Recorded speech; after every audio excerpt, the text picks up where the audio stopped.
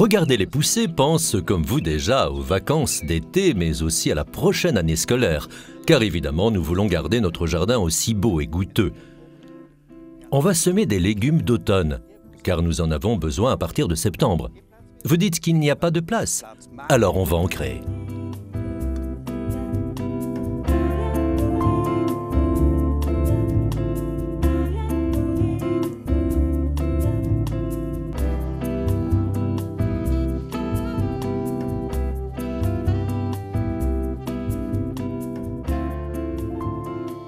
On ne peut plus rien attendre de ces feuillages des pois, car on les a déjà cueillis et il n'y a plus de fleurs. Beaucoup de gens diront qu'on ne peut plus rien en faire, mais ces feuillages des pois, ceux des radis et des carottes, feront un excellent compost. Alors, on ne jette rien. Nous allons les mettre dans le bac GFT ou sur le tas de compost de l'école.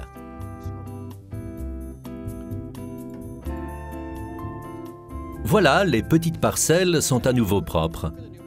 Nous pouvons recommencer à semer et à planter. Voyons ce qu'on peut semer, des navets, des carottes, des mâches et des tétragones cornus, mais aussi des poireaux d'automne, car il n'y a rien de mieux pour faire de la soupe que des poireaux d'automne. Maintenant, le poireau est encore petit. Le plant n'est pas plus gros qu'un crayon. Planter des poireaux est très différent de ce qu'on a fait jusqu'à présent. On va faire des trous avec un bâton et dans ce trou, on va placer un plant de poireaux. On va arroser avec un peu d'eau en veillant à ne pas le boucher car les racines très profondes doivent s'adapter. Le plus important est d'obtenir une partie blanche très longue qui se forme dans le sous-sol.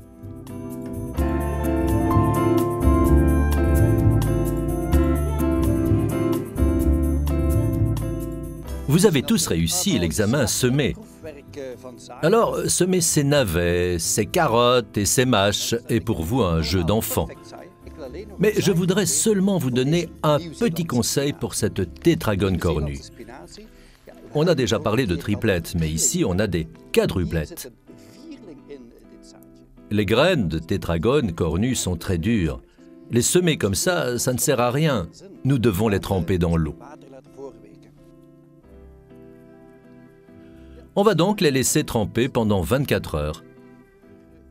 Et ce n'est pas difficile de remplir un pot avec des graines et de l'eau. Ne vous attendez pas à voir quelque chose, car même après 24 heures, elles flottent encore. Elles sont devenues quand même plus tendres et on peut les semer. Une graine contient 4 plantes qui ne ressemblent pas aux épinards habituels.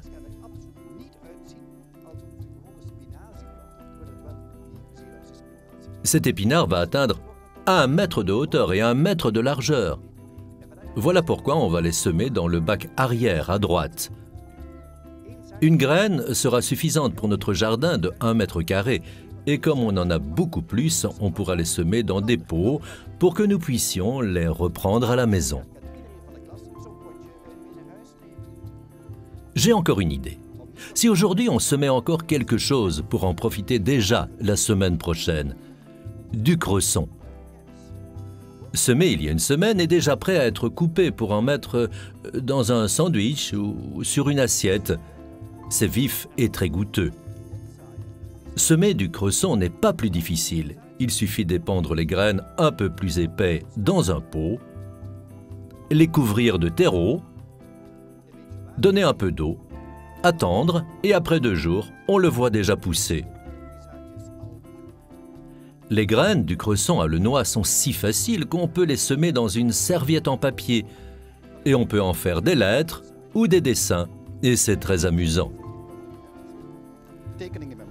Il faut déjà penser au prochain Regardez les poussées 2015 car Regardez les poussées ne finit pas avec cette année scolaire.